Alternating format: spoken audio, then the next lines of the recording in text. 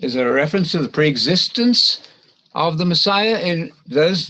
Don't go to John yet, deal with that later. But first of all, in Mark and Luke, where do you find a statement about, and Matthew, about Jesus pre-existing his birth? Explain to me quite clearly how one can begin to exist in the womb, yenao in Greek, if one already exists. Does that not present any problem to you?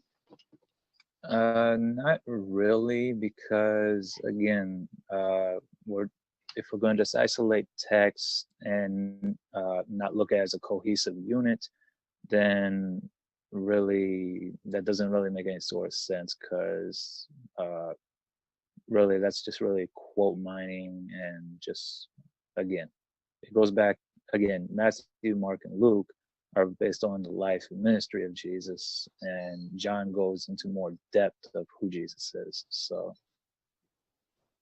do you not think that Luke and Matthew give the fullest account of the origin of Jesus? How could it be fuller? Luke is quite precise. He says, because of the miracle in Mary, that's why he's the Son of God.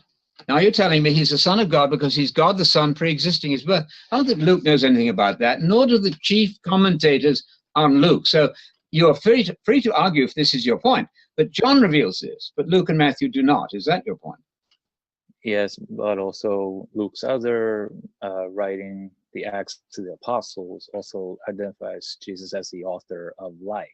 So again, how do you reconcile that with the Unitarian concept of God?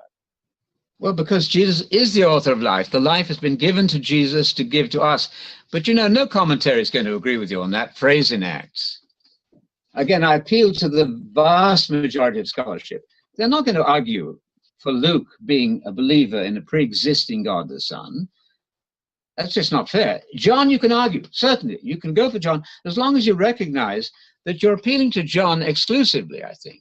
That's what normally happens in these Trinitarian arguments.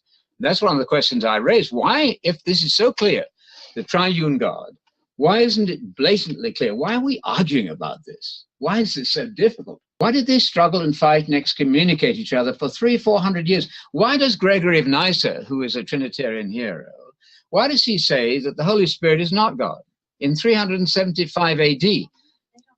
Do you really think the Holy Spirit is included in the triune God in the New Testament with clarity?